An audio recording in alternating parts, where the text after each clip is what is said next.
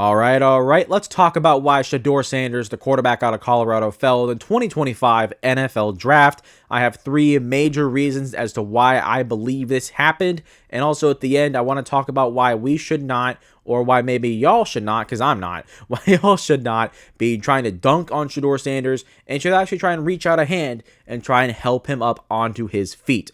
But before we get into all that, hope you all are having a fantastic, fantabulous, awesome freaking day. My name is Garrett Shoemaker. This is the Shoemake Take. Hope y'all are doing well. Little bit of a different intro, but the thing is, this conversation doesn't require a uppy, happy intro because that's not necessary. So I want to disclose before I talk about the Shedeur Sanders draft slide and what I think caused everything to happen. I have a 1,500 word script here, and I'm going to be referencing this a lot. So I'm going to start putting a picture of Shedeur Sanders on screen now, as you can see right here, and I'm going to be reading off this script a lot more than I do normally in my videos because I want to take the time to make sure this is right, and I don't want to try and keep it memorized and try and look at the camera all too much and focus on that. So that's why Shedeur Sanders, and I'll have other images and whatnot on the screen to allow that so you guys have something to look at. That's not just me looking at my tablet the whole time. But like I said, I want to make sure this is right. I took a lot of time and patience to build this, and so I want to give it the proper execution that it deserves. So without all that being said, let's just jump right into it. So Shedeur Sanders, there's three things that I want to talk about as to why his draft stock fell. Number one is the player. Number two is the person. And number three, the outside factors that played a role in it as well that are out of everybody's control for the most part. Starting with the player. Shedeur Sanders. Who is Shedeur Sanders as a player? Well, he's 6'1", 212. He's undersized for an NFL quarterback. Is it terrible? No, not at all, but it's less than ideal. Along with that, he is an average athlete for NFL standards. He doesn't have great mobility. He doesn't have a great arm. All that are good enough to work in the NFL and are very much doable and workable, but nothing jumps off the tape. Nothing like Josh Allen or Patrick Mahomes or even a Cam Ward who was drafted first overall in this draft, right? So he doesn't have great physical tools. And when you're a quarterback that doesn't have the physical tools, you have to do all the little things right. You have to prepare really hard. You have to be accurate. You have to be on time. You cannot be late, right? For example, Tom Brady. Tom Brady is a perfect example of this because he did not have the great arm. He did not have the mobility. He had to be accurate. He had to prepare and ultimately maximize what he could control. And with Shedeur Sanders, this doesn't seem to be the case. Now, here's the deal. As a quarterback coming out of college, you're going to have flaws in your game. No quarterback coming out is 100% perfect. Not even the generational ones that we've seen, like Andrew Luck, Caleb Williams, right, to name a couple. So the thing is, Shedeur Sanders as a player is already behind the eight ball in the athletic department, which means that the little things have to be done really well in order to be considered a first-round pick. And the thing is, I thought he was a first-round pick, and if someone would have picked him in the first round, I still would have justified it and still would have made sense to me. And I believe that he was the fifth quarterback taken off the board. He was not the fifth best quarterback in this draft. I would argue at the worst, he's third, maybe fourth if you want to put Jalen Milroe above him because of physical upside alone. But at the same time, Shedeur Sanders was the most accurate quarterback in this draft class and showed to be probably the most NFL-ready prospect day one. So why did he fall? Well, the thing is, with doing all the little things right, he didn't. Going back and looking at tape and reading other people's articles, right, and looking at other people talking and breaking down his film, one thing that comes to mind is that his pocket presence was not that great. He would take bad sacks. He would bail out of clean pockets.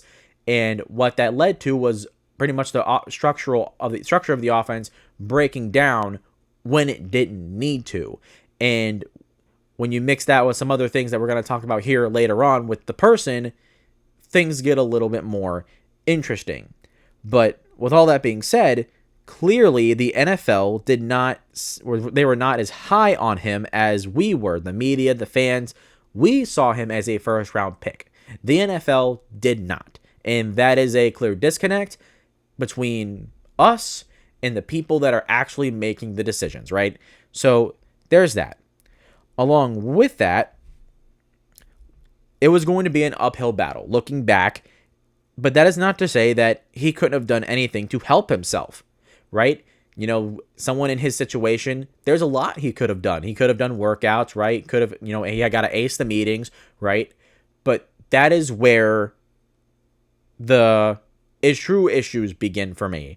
And all sources that talk about the situation indicate that he flunked that aspect, which brings me to point number 2, the person. I want to disclose that there are 2 people when you're talking about a football player or as athlete or most people in general, right? First off, you have your personal character. Everybody knows what a personal character is, right? It's the person, it's who you are as a human being, your values and how you carry yourself. But in football, you have your football character. Your football character is someone is who are you inside of the building when you're in meeting rooms with your coaches, when you're on the practice field, right? When you're working with your teammates. Who are you in the building? Are you constantly asking questions? Are you involved, right? Are you enjoying the process of the game, if that makes sense? Not just about playing the game because you love winning and you love the money. No, you enjoy the process of working and getting better at your craft. Along with that, who are you outside of the building? Are you putting just as much work as you are inside and outside? Are you still watching film on your own time? Are you working out on your own time? Are you working with your teammates and getting reps with them on your own time, right? All that stuff relates to football character, and your football character is built off of who you are as a person, right? Some of the traits that you see in football players, right, whether good or bad, usually when you follow them and understand them, it links to a personal character trait that they have. With those 2 things separated and clearly defined, when I think of Shedeur Sanders as a person, starting with personal character, the first thing that comes to mind is I see someone who thinks very highly of himself, someone who is very confident. And there's nothing wrong with that. I want to say that right now. There's nothing wrong of thinking highly of yourself and being confident. And I would go as far as to say that everyone has the right to feel confident, not just in themselves and love themselves, but also be confident in what they do. Everyone deserves to have that right, because nothing feels better than knowing that you are good at what you do, and that makes you, and knowing that you feel good about yourself. 2 things that every human has a right to deserve to feel. So for Shedeur, you add that to his background, more specifically his dad, NFL Hall of Famer Deion Sanders. And his thing is, Deion Sanders is a Hall of Famer. He is a legend, someone who also is very confident, someone who's also outspoken, outgoing, and on the surface, these are traits in a father figure that are really good. You want a father who is confident, someone who is outspoken, outgoing. Maybe not, right? You have dads who are reserved that are great dads, but someone who is confident in themselves. That's the bigger takeaway I want to make here, right? But the thing is, Deion Sanders is not just a NFL Hall of Famer. He was the greatest cornerback to ever live. I believe that he is the greatest corner he was the greatest at his position. He was so easily the best. And also, he was someone who lived in the spotlight with all the attention, all the cameras. He invited it. He soaked in it. I mean, shoot, he isn't called primetime for nothing, right? I mean, he built his entire brand off of being that type of personality. And with Shedeur Sanders, rightfully so, he wants to be like his dad. Here's the deal. I didn't have a dad growing up. But if I had a dad, I'm sure I would want to be like my dad. When you have good parents, you want to be like your parents, which is something I also want to disclose right here, right now, is that Deion Sanders is a good dad. I'm going to have a couple criticisms for him at the end, but that's not to say that I'm attacking him as a father. He is a great father, and that's why Shedeur Sanders wants to be like his dad.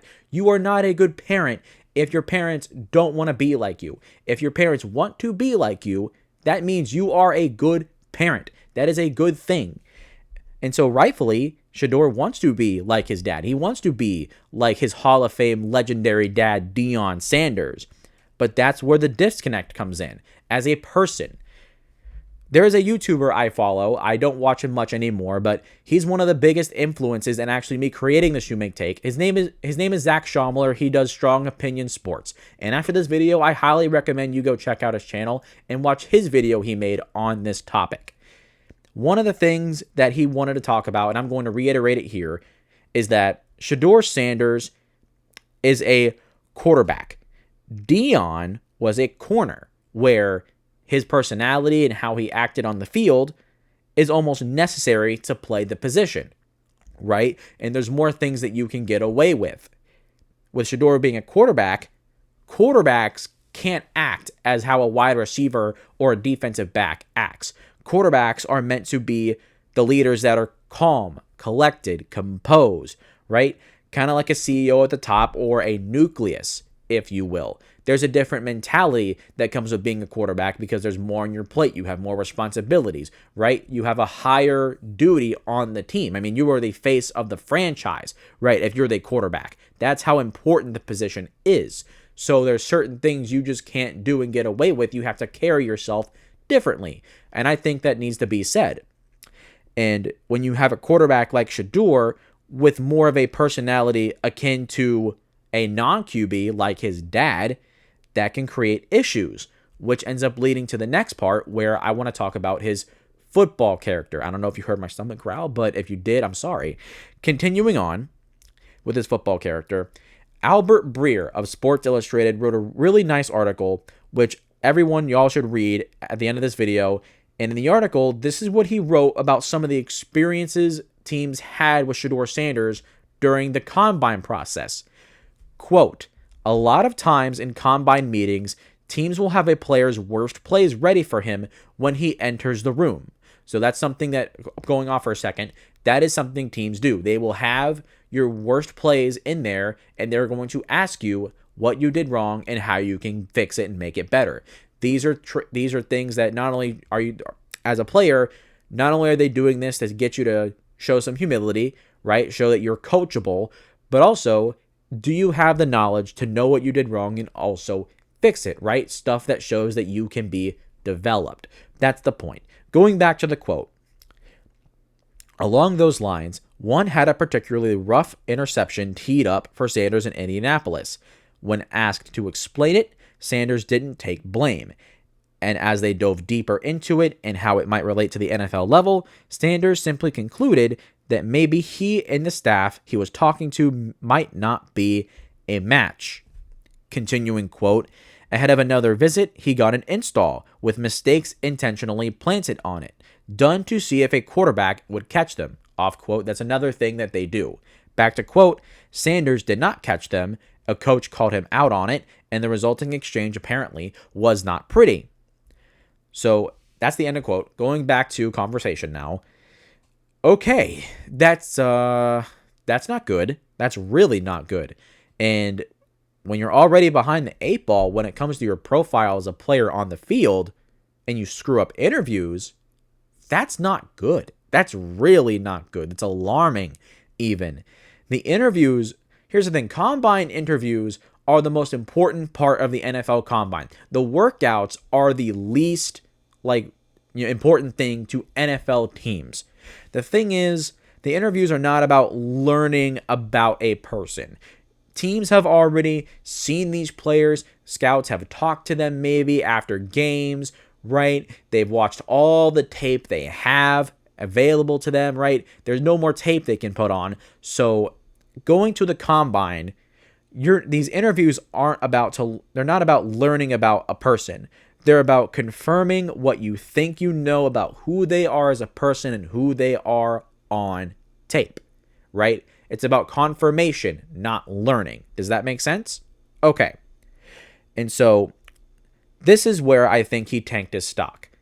Continuing on, Albert Breer continued saying, quote, and I think this is why teams saw Sanders carrying out what his father, Colorado coach Deion Sanders, said he would, in trying to steer himself away from certain places, which, by the way, offhanded, if you guys don't know, Deion Sanders was on a show, I think it was Tamron Hall, a year or two ago, where he said that he would intervene if certain teams try to draft Shedeur Sanders, there's certain teams he would not let Shedeur play for because they were bad organizations, which is not bad, right? And you're just a father looking out for your son and being in the best interest for your son, right? You don't want your son. I mean, shoot, I wouldn't want my kid to go into an objectively terrible situation. But the thing is, Deion doesn't have control over that. So it doesn't look good from that perspective. Anyways, back to the quote. The idea for a top pick isn't the worst concept. It's something Eli Manning did a long time ago. The problem is that Shedeur Sanders was not considered the prospect he was built up to be by the people who matter, the ones who were doing the picking over the weekend, which offhanded, that is why the Eli Manning conversation doesn't hold weight, because NFL teams did not see him as a prospect as teams saw Eli Manning, for example. That's why that argument doesn't make any sense, because the NFL never saw Shedeur Sanders as a first-round pick or a guy worthy of one of the top picks in the NFL drafts, compared to Eli Manning, where he was a highly coveted prospect. Going back to the quote, so this approach to the draft process, handled like a high first-round pick, might handle the process. Didn't work out at the combine. No on-field all-star game work for, like the Reese's Senior Bowl or the East-West Shrine Bowl, etc. Hurt Sanders was some teams that might have considered taking him. Day 2 and Day 3 prospects generally have to impress everyone because there are so many variables ahead of those slots that you never know who's going to be in position to take you. End quote. Now, we combine those two aspects together, the personal character and the football character.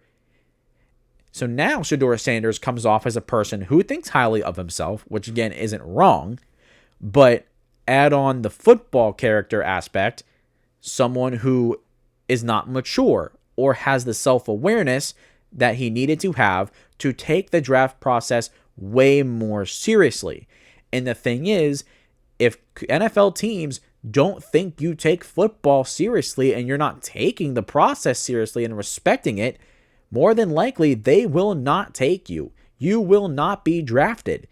And as a person, this is just not for Shedeur or a quarterback or an athlete, professional, going pro. This goes to anybody in life. You have to put your best foot forward and always try to be your best no matter what. And that includes being able to nail interviews. That includes being able to absolutely impress whoever you need to impress. And part of that, in terms of the draft process for NFL players, includes being able to acknowledge weaknesses in your game, acknowledging that, sure, you can get better, but also show the knowledge that you know how to get better, how that you can improve, and you know what it's going to take. And having that humility and humbleness, right, which Shedeur never seemed to show. And in an interview, the part, it shocks me because why wouldn't he take it more seriously, right? That's a job interview. That's something you don't screw around with. That's something that everybody's taught, right? And especially with a good family like the Sanders family, you would think that it would be taken more seriously. But then again, is this next comment going to be fair? Probably not, but it is interesting to be mentioned that Deion Sanders is on record for having a meeting with the Giants during the NFL Combine when he was going through all the entire thing all those decades ago, where when they were talking to him, Deion asked them what pick they had, and the Giants said they're picking 6th, and then he said he would be gone by then and walked out of the meeting room. Now, does that mean that Deion Sanders now is the person that he was then? Oh, of course not. No, Deion Sanders is a lot different person compared to who he was in his 20s compared to his 40s or 50s. I don't know what age he is. Anyways, it's very interesting to me that he wasn't prepared for the interviews and also screwed them up. It showed that he was not responsible, that he didn't respect it, and that he didn't understand truly what the purpose of the interviews were. That's concerning to me. But with all that being said, it reflects immaturity. It doesn't reflect anything bad. It doesn't reflect that he's a bad individual, which I'll elaborate more here in just a moment. But it just reflects immaturity. It reflects not having the humility or humbleness to take the process so seriously, to respect what you're trying to do and the fact that it's a stepping stone for not just yourself, but for hundreds of athletes every single year going through the same thing, trying to impress coaches, trying to impress scouts, just so they can be one of the 250 people called that can make their dreams come true, right? And he didn't respect that. An NFL team saw it and decided that, yeah, they'd be better off not taking that guy. So we now move to point number 3, with Deion Sanders and other external factors hurting his son. More about Deion Sanders, right? And I also want to preface this by saying, once again, I don't think Deion Sanders is a bad father. I think he's a great father. Once again, he's got multiple kids. All of them are doing great things. He holds them accountable. He's taught them respect, right? In terms of a people standpoint. And so Deion's done a great job, right? He's also done a lot of good stuff at Jackson State, right? Helping bring a lot of recognition for the HBCU community, right? And all those colleges. So he's done a lot there. And then going to Colorado, choosing to go to a school that was in the bottom of the barrel and it made them relevant again, shows to who he is as a person. Someone who is willing to take the hard route and willing to do things the hard way because it's more rewarding. That's very impressive. That's very admirable. But continuing, going into this third point, as I mentioned with the connection between who Deion and Shedeur are as people and how Shedeur modeled himself, along with Deion's comments about certain teams he wouldn't let his kid play for, and along with, this came out after the draft, acting as Shedeur's agent. Normally, when you go into the draft, you get like an agent like Drew Rosenhaus or someone else, right? No, he chose his dad to be his agent, which, if you understand like running a business and whatnot, you never want like a parent acting in your business because it can cause issues, right? If you understand, you may not, but that is something understood when you're like in business. You try not to unless it's a family business built by the family from the ground up, you don't bring family into it because it can cause issues. Same reasons as to why it's not the best idea to get roomed by a house with a bunch of your friends, and then bam, you all try to pay it. Because the moment one link breaks, it can all come crashing down. But that's not the point. Let's get back to the point.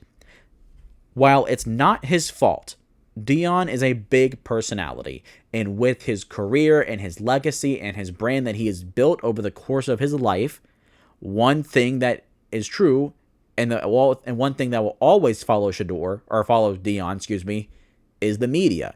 Because he's built his brand off of being under the spotlight, he is always going to be under it, and that's fine.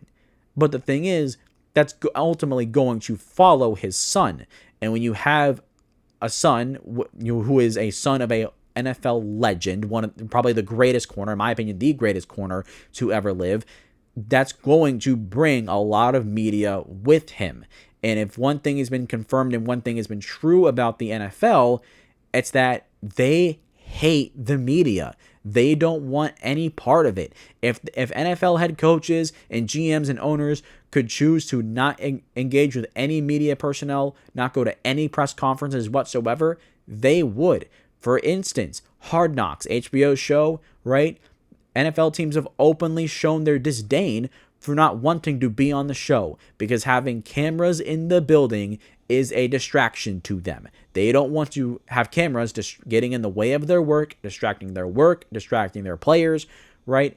It's not necessary. They don't deem it as necessary. They don't want it there. So if there's any opportunity for NFL teams to get away from media, they will. And unfortunately, Shedeur Sanders brings a lot of media with him because of his family.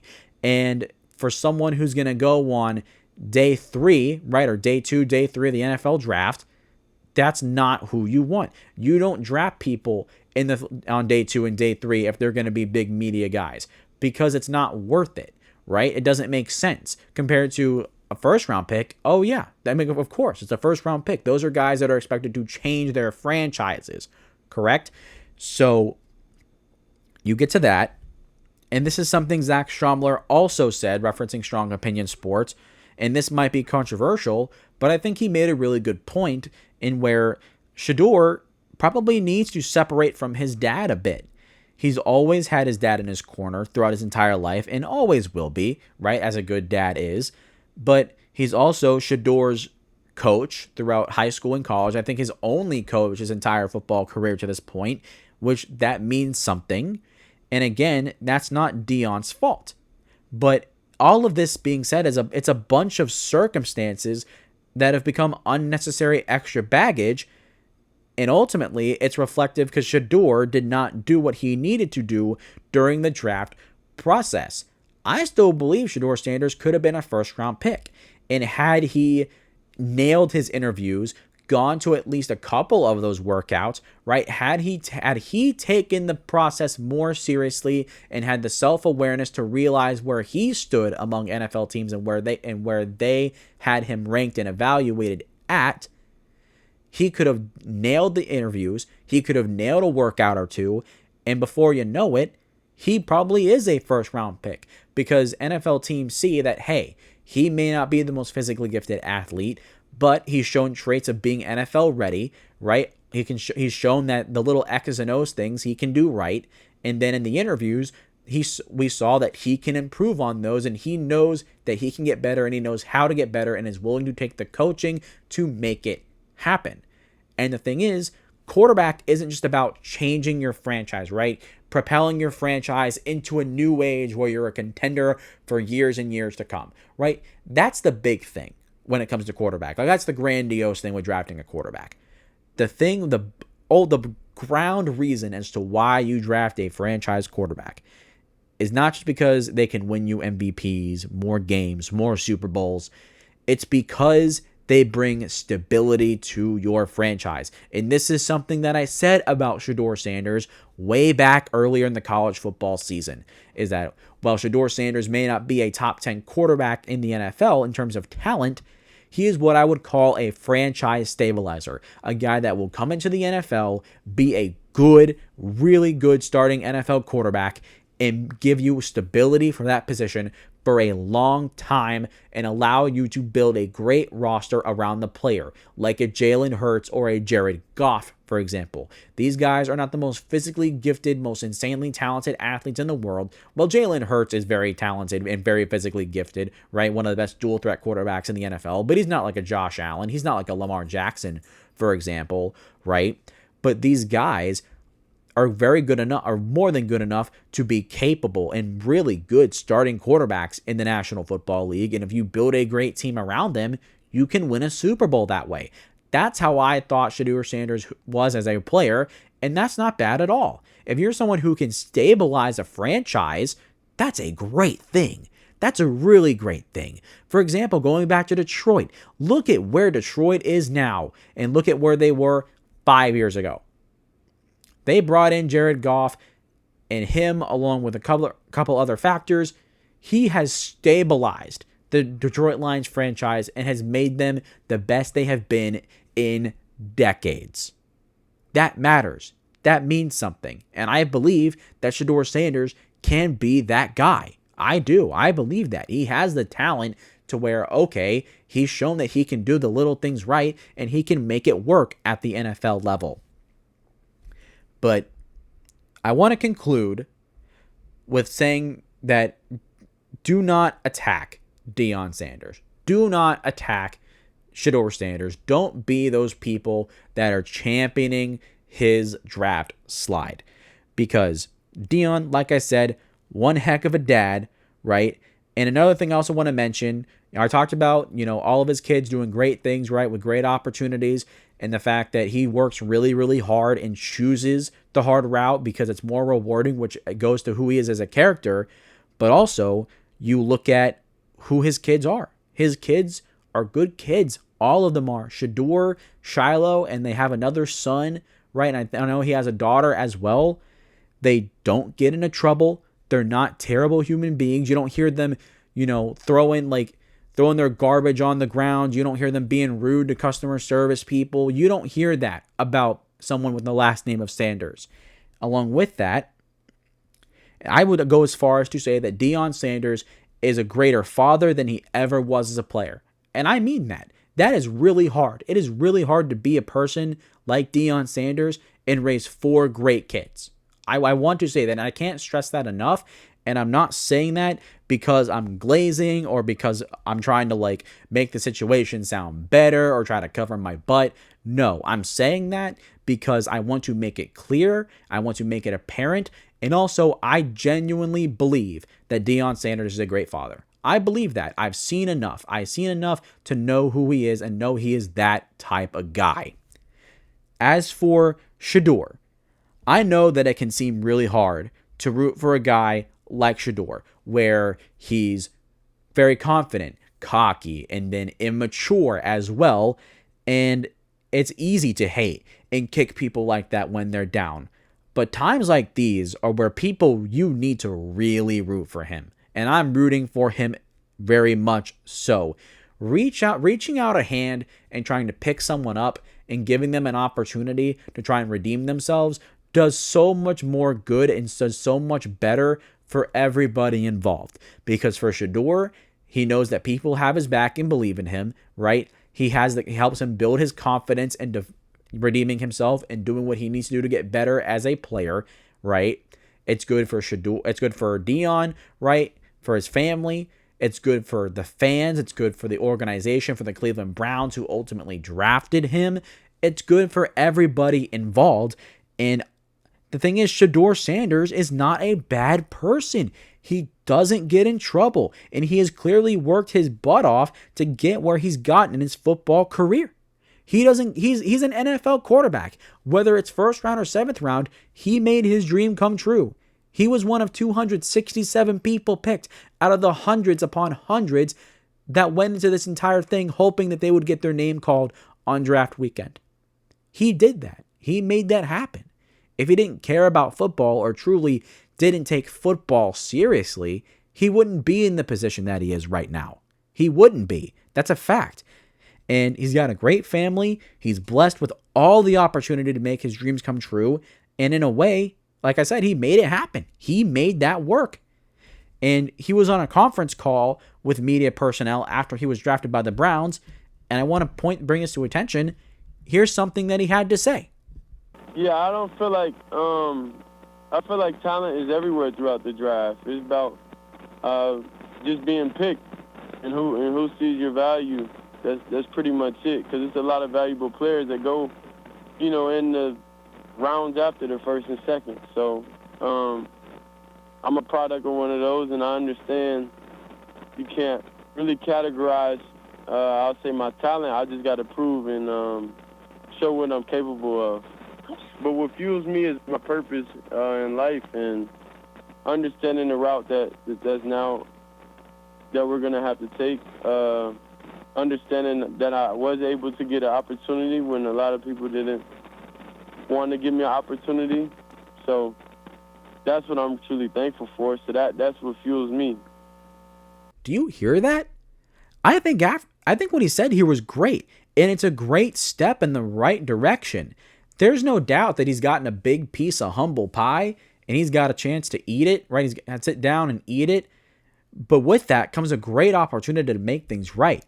And I think if he can keep his head down in training camp, go to work, let his play do the talking, I think he can turn his career around, and we could be talking about one of the worst moments in somebody's life, fueling one of the greatest redemption stories I think we may have ever seen if he turns it around and ends up having a fantastic career, which I want to happen. And the thing is, I wanted to make this video to talk about why Shedeur Sanders fell in the draft and address fair criticism for his actions and the role that he played in that.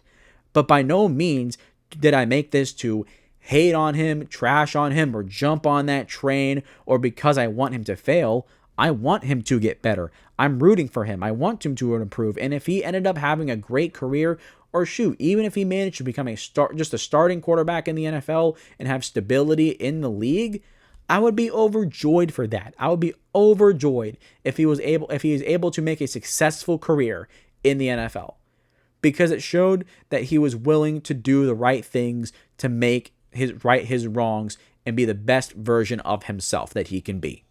And given the quotes that he shared in this conference that I just had you guys listen to, I think he's taken a great step in the right direction. And I know on the surface, it seems hard, again, to root for a guy like this. But if you do, and try and help him out, try and show words of encouragement, it will create a better outcome for everybody. I promise you.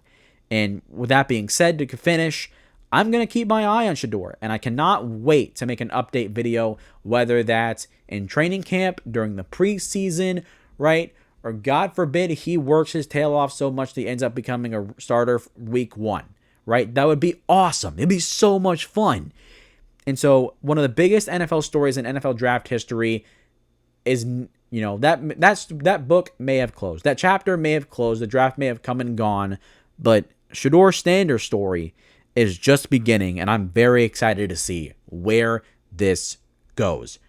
But with that being said, that is going to do it for me today, guys. If you enjoyed this video, please consider hitting the like button and subscribe button, as it helps the channel out tremendously. We're trying to reach 100 subscribers before the NFL season hits, so please hit those 2 buttons. It helps me out a lot. Also, it's free. If it's free, it's for me. You know what I'm saying? Also, let me know your thoughts in the comments down below. Do you think that Shedeur Sanders deserves the hate that he's got? Do you think he doesn't deserve the hate he's got, right? Where do you think Shedeur will end up in his career? Do you think he can redeem himself? I want to hear all your thoughts in the comments. Lastly, make sure you share the video, whether it's by social media or by word of mouth, getting everybody locked in and locked on to the Should Make Take podcast, coming up with great content for you guys every single week. Also, make sure to follow me on social media, whether that's Facebook, TikTok, Instagram, Twitter, X, whichever one you want to use, right, as I'm posting clips from the show, also giving you guys updates when necessary. So follow me there as well to keep up to date on everything on Should Make Take. But that will do it for me today, guys. I hope you guys have enjoyed. Until next time, until then, as always, I will see you all next time.